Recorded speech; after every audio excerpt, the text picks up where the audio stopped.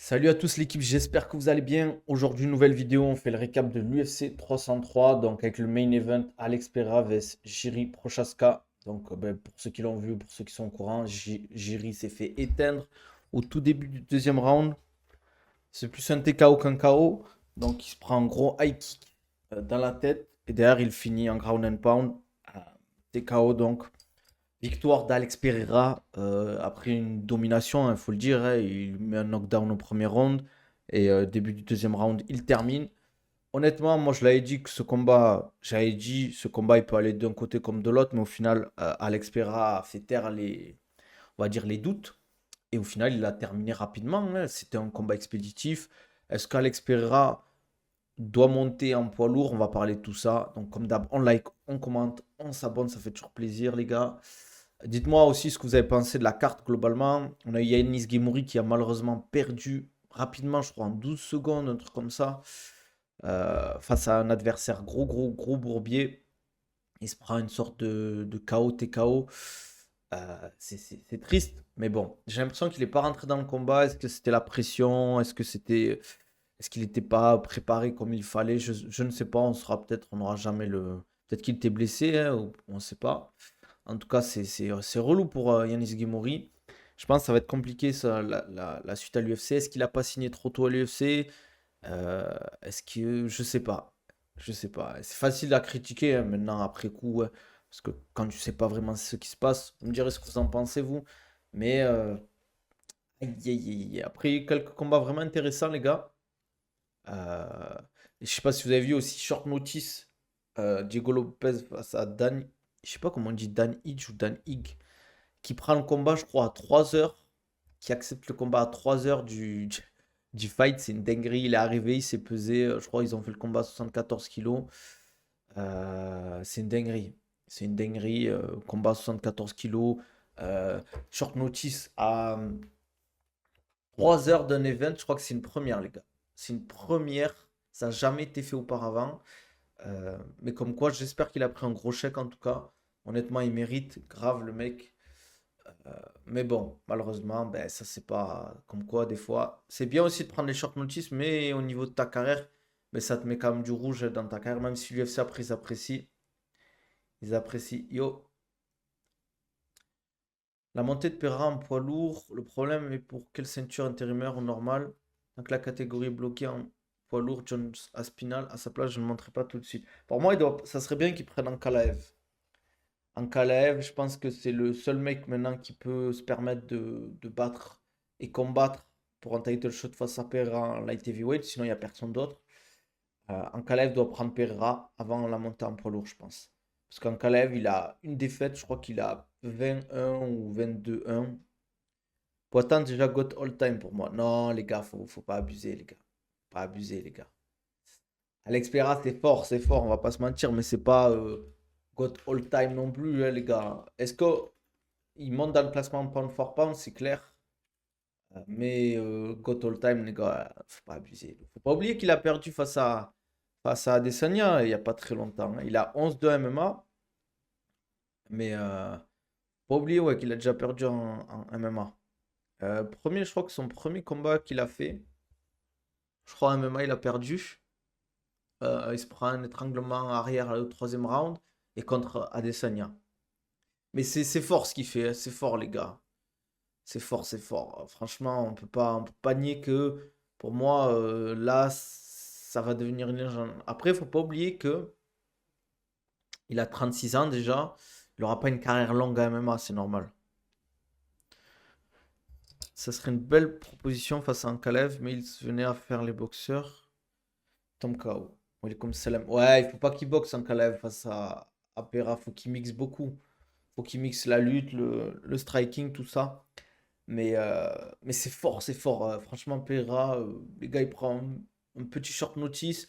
Il sauve la carte de l'UFC 303. J'espère qu'il a pris un gros chèque, en tout cas, face à Jiri Prochazka, qui est quand même un adversaire solide, qui est un des meilleurs combattants de la catégorie light heavyweight. Mais bon, merci à Ardashir pour le. Ça fait longtemps pour le sub. 6 mois d'abonnement, frérot, ça fait plaisir. N'hésitez pas à venir sur Twitch, on est beaucoup plus, les gars. Pour ceux qui sont sur TikTok, c'est Nabil Takali. Ce que je voulais dire aussi. au niveau de la carte, les gars, on devait avoir McGregor, Chandler. Finalement, on a eu un gros main event parce que le combat, il était vraiment top. Tu vois, on a eu un knockdown premier round, on a eu un KO deuxième round très rapidement. Perso, je kifferais bien voir Evie face à Cyril, même si je pense que Cyril gagnerait. Vous en pensez quoi, vous, les gars? Dites-moi, un combat Cyril gagne contre. Comment il s'appelle? Cyril gagne contre Pereira, ça donnerait quoi, les gars? Après la victoire de Pereira, c'est là où tu vois le niveau d'Adesanya, rendez-vous compte, hein. Et je sais pas si vous vous souvenez, pour ceux qui ont vu à l'UFC, je parlais, Pereira Adesanya 1, Adesanya a failli terminer Pereira au premier round. Ah, il s'est fait sauver par le gang, faut le dire, Pereira. À quelques secondes, je sais pas si, je crois qu'il fait un peu le même contre, bras arrière. Il a un peu sonné Pereira et pile c'est la fin du round et l'arbitre entre guillemets les sépare quoi. Et c'est là qu'on se rend compte que Adesanya c'est fort, c'est fort. Mais gain vainqueur sans problème contre Pereira. Vous en pensez quoi les gars vous? Ne pensez pas à la culture de l'instant. Mais est-ce que vous pensez que Pereira peut battre Cyril Gane? J'ai peur pour Gain s'il affronte Pereira. Mais Cyril a peut-être plus de puissance. Désolé les gars, j'avais trop soif. Adesanya, c'est vraiment un autre niveau, je te parle sérieux, frère. Ah, mais je suis d'accord, moi aussi, hein. Cyril gagnerait. Gain gagnerait. Moi, je sais pas, les gars. Franchement, je sais même plus. Avec Pereira. Après, c'est vrai que ça fait quand même une catégorie au-dessus, c'est pas facile.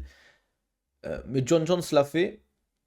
Pourquoi pas Pereira? Après, je sais pas, à vous de voir. Pereira, en plus, c'est pas un petit light heavyweight.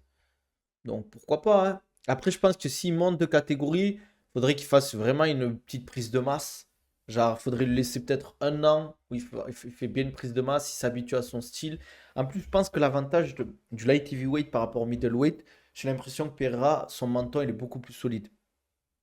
Il est beaucoup plus solide parce que face à Adesanya, je pense qu'Adesanya aussi, bien évidemment son niveau de striking, mais le cutting, il laissait énormément de miettes et quand tu es déshydraté, tu es beaucoup plus à même de prendre des knockdowns ou des KO, tu es beaucoup plus fragile au niveau du cerveau, des coups à la tête. Donc potentiellement, le fait de combattre en heavyweight, bien évidemment, les mecs sont plus lourds en face, t'as plus fort, sont beaucoup plus dangereux en striking, etc. Mais faut pas oublier que techniquement, ils sont. Là, ta catégorie heavyweight, elle est pas ouf. C'est pas des boxeurs d'exception, à part Cyril Gane, qui est un technicien. C'est Aspinal qui est vraiment pas mauvais en boxe, mais c'est pas le technicien. C'est plutôt. Même s'il a des belles combinaisons, je trouve qu'il est vraiment bon en boxe. C'est pas le haut niveau de la boxe, quoi.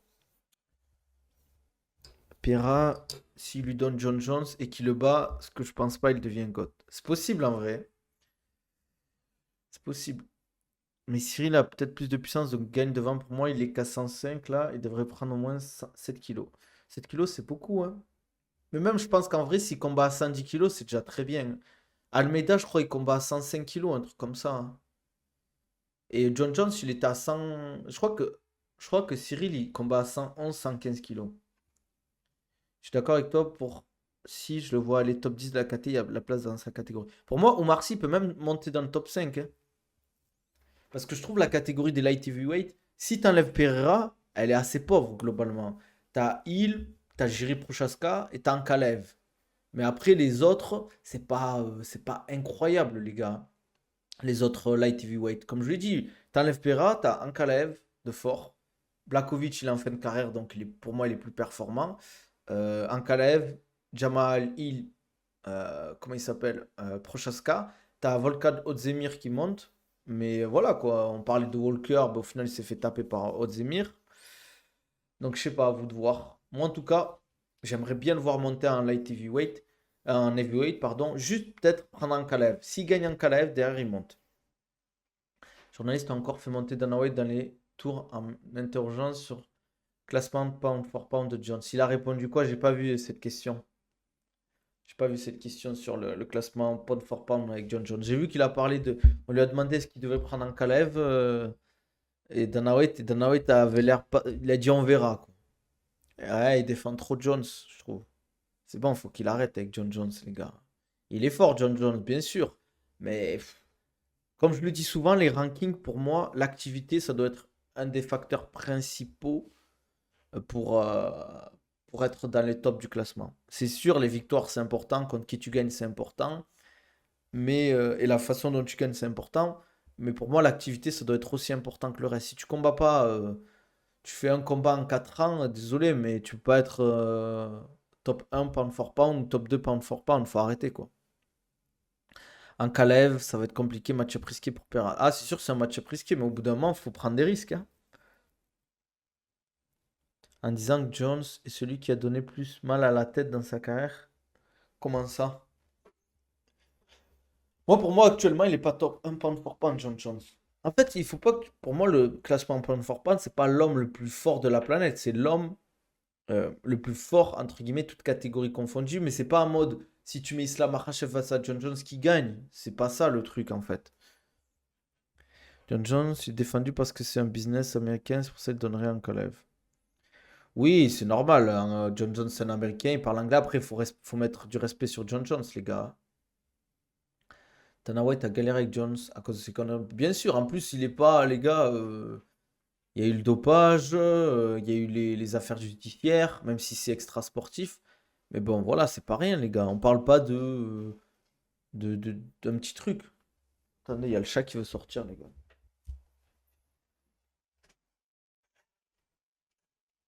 Je vais sortir le chat.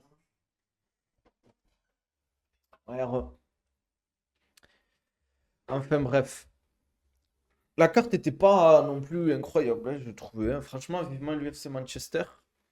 Avec leurs horaires de merde, là, je sais pas si vous ont vu, ils vont faire un UFC Manchester à 3 h du matin, les gars. 3 h du matin, c'est une dinguerie, les gars. C'est-à-dire que les combattants, là, ils vont combattre à 3 h du matin. Je crois que la main card commence à 3 h du matin. Je suis pas sûr à 100%, mais je crois que c'est un truc comme ça. Ou si c'est le main event, je sais plus en tout cas.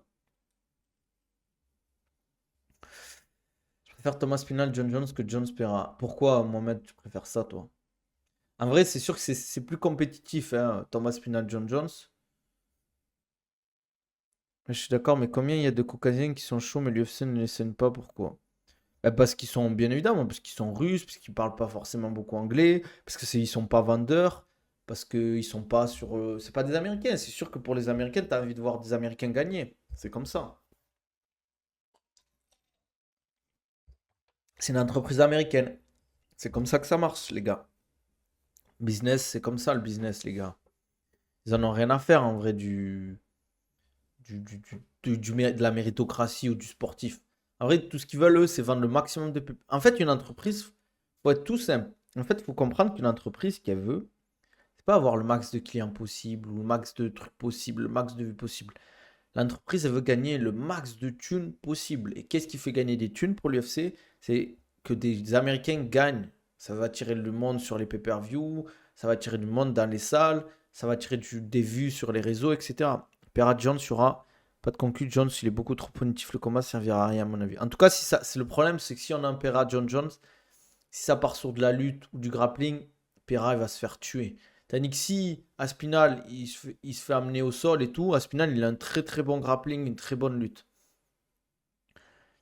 Exactement. Maximisation du taux de profit, base du capitalisme. L'UFC, c'est le capitalisme pur et dur, les gars. Il n'y a pas de méritocratie ou de sportif. Eux, ce qu'ils veulent, c'est faire de la thune et c'est logique en soi. Faut pas faire les choquer ou quoi que ce soit. Après, est-ce qu'il y a un problème de redistribution des ressources? Ça, là, on est d'accord qu'il y a un gros problème là-dessus. Mais vous me direz ce que vous en pensez. Si Pereira monte, est-ce que c'est judicieux qu'il prenne John Jones dès le début? Est-ce qu'il devrait prendre peut-être un Cyril Gane ou direct prendre John Jones? Ou ça serait mieux qu'on ait plutôt un. D'ailleurs, si Thomas Pinal gagne Curtis Blade, pour moi, derrière, il doit avoir le title shot. Je trouve ça dommage parce que si t'es la ligue la plus grande du monde, tu les affrontes tous. Ouais, mais les gars, on n'est pas dans un manga ou une série, malheureusement. En fait, faut le savoir, hein, l'UFC, si t'es pas vendeur, que tu parles pas anglais, que tu vends pas les combats, ils vont pas te mettre en avant. Et ça, pour moi, si en 2024 tu l'as pas compris, c'est que ton management et ton équipe de com, elle est zéro. John Bones va le soumettre, il aura pas de défense de lutte contre lui. Ouais, je pense pas qu'il paiera le niveau actuellement. Après, il faut pas que John Jones s'éternise trop debout, hein, je pense. Il montrera que pour la ceinture, s'il gagne, il prend sa retraite après ces 3 ceintures. Ça serait une dinguerie, les gars. Ça serait une dinguerie en vrai. S'il il monte et qu'il tape la ceinture, Pereira, c'est. Faudra bien évidemment le mettre dans les goths du MMA et de l'UFC, les gars. Moi, il pourrait même être top 3, hein. Top 3, voire top 2, les gars, hein. S'il monte et qu'il gagne, même s'il gagne John Jones, en vrai, est-ce qu'on peut pas le mettre top 1? Je sais pas. Je sais pas. Parce que ce qu'il a fait, c'est quand même fort. Après, bien évidemment, il a eu un parcours pas facilité, mais plus rapide. Il pose les gars la ceinture fin du game, c'est clair. En plus, s'il prend John Jones, il va faire un pay-per-view de fou, hein. Une carte John Jones Pereira. Les gars, tout le monde veut la voir, celle-là. Je pense qu'il va. Ça tape le 1,5 million, 2 millions de pay-per-view facile, les gars. Tu fais ça à Las Vegas ou Madison Square Garden, tu fais un truc de fou, laisse tomber, les gars. Moi, en tout cas, il y a des rumeurs comme quoi il a de la force, mais il a pas un sol de niveau de Jones. Ah, mais c'est normal, les gars. Les gars, John Jones, le niveau de lutte et de sol de John Jones, c'est très très fort. Alex perd face à Ankalaev. Je sais pas, les gars. Je sais pas. Moi, je pense que Pereira est légèrement favori quand même. Même si Ankalaev, c'est fort.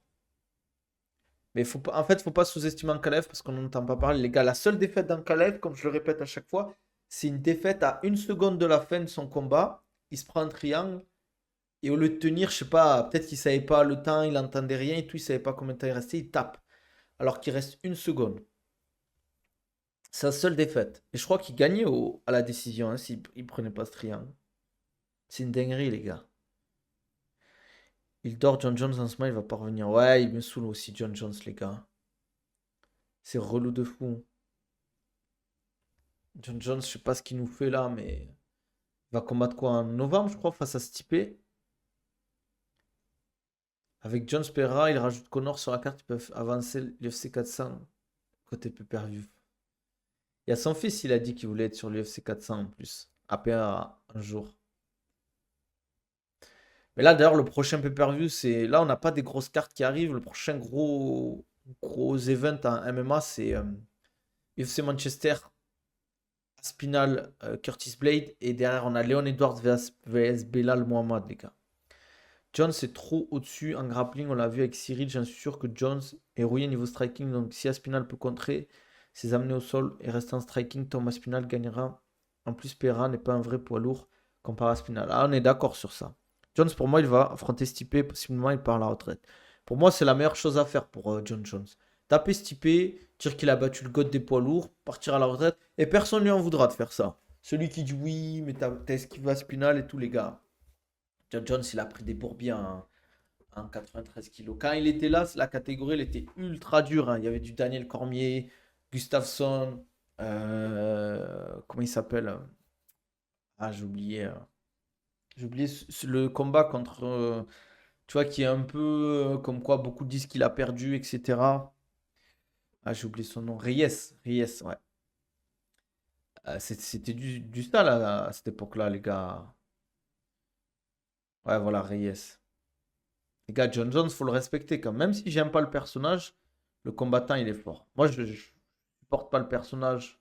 Parce que voilà, le dopage, la drogue, la violence, tout ça. Il y en a, ils aiment, parce qu'ils aiment les bad boys, un peu les anti-héros. Mais bon, quand tu fais un accident, que tu as une femme enceinte en face et tout, et que tu te barres, pas très fan, quoi, les gars. C'est pas trop mon délire. Jones doit surtout pas faire le combat de trop qui va terminer sa carrière. Il faut savoir partir au bon moment comme Khabib. Ouais, je suis d'accord. Habib, les gars, tout le monde dit il a fait le parcours parfait, hein. Maintenant, il est multimillionnaire. Financièrement, il est archi bien. Ça reste une légende du sport. Tout le monde le respecte. Tout le monde a du respect pour Habib. Personne, les connaisseurs, jamais personne dira oui, Habib, c'est une fraude, nani, nana. C'est des personnages pourris et tout. Et pourtant, il n'a pas fait énormément de défense de ceinture. Mais voilà, il est parti au bon moment. Il a eu ses raisons. Et voilà. Je pense que John Jones, il tape Stipe. En plus, Stipe, je vais pas dire que ça va être facile, mais ça va être une promenade de santé, honnêtement. Je pense que ça va pas durer plus de 2 rounds. Et tout le monde dira oui, John Jones c'est le meilleur. Et ce sera mérité. Mais bon, j'avoue que là, c'est long, hein. Là, la catégorie poids lourd, c'est long. Mm, mm, mm, mm. Moi, je vais pas faire un long live, les gars, hein. Je vais faire un petit live tranquille. Donc, si vous avez des questions, n'hésitez pas. Mm, mm, mm. Dites-moi, hein. En tout cas, pour vous, c'est quoi la suite pour Pereira, les gars? Ah, et après, et aussi pour Yanis Guémouri, les gars, dites-moi la suite en commentaire. C'est intéressant. Et n'oubliez pas, les gars, sur YouTube, lâchez des likes.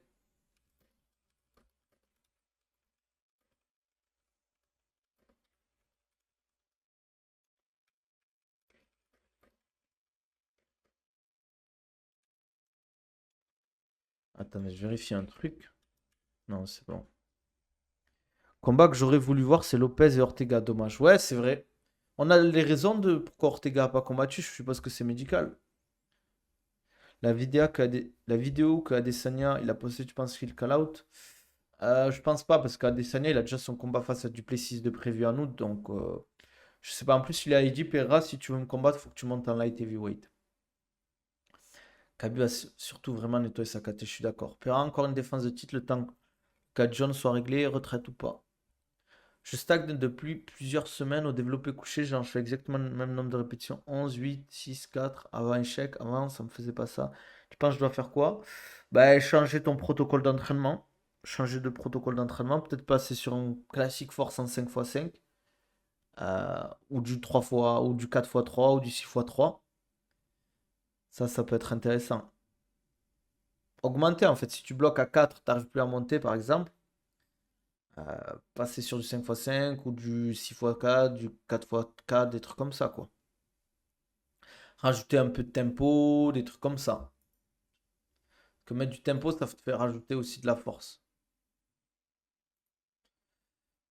Hmm.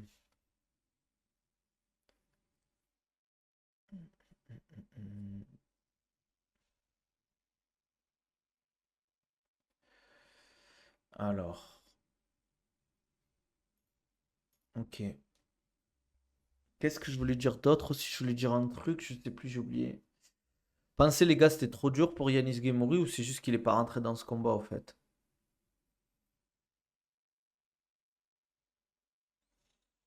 Attendez, je bois.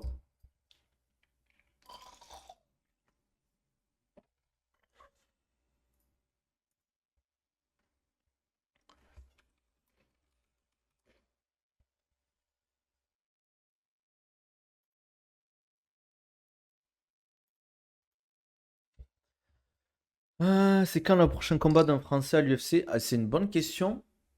Est-ce qu'on a, avant l'UFC Paris, on a un Français qui combat? William Gomis, je crois, non? Attendez, je vais regarder. William Gomis, les gars.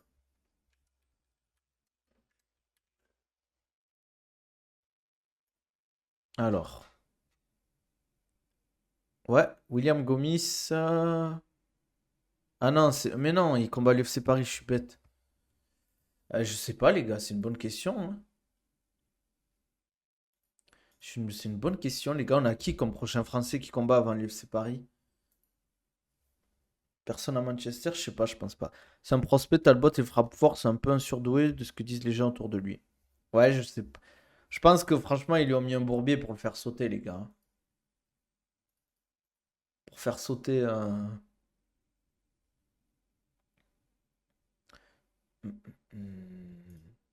Je pense qu'il va se faire cut de l'UFC, Yanis Kimouri. En tout cas, je lui souhaite pas du tout, parce que c'est un bon gars de fou. Peut-être maintenant le 14 septembre. C'est vrai, on pourrait avoir Manon Fiorot face à Grasso pour, à l'UFC Noche, ça serait un banger pour elle. Je suis dégoûté pour Yanis. Ouais, c'est chaud maintenant pour lui, hein.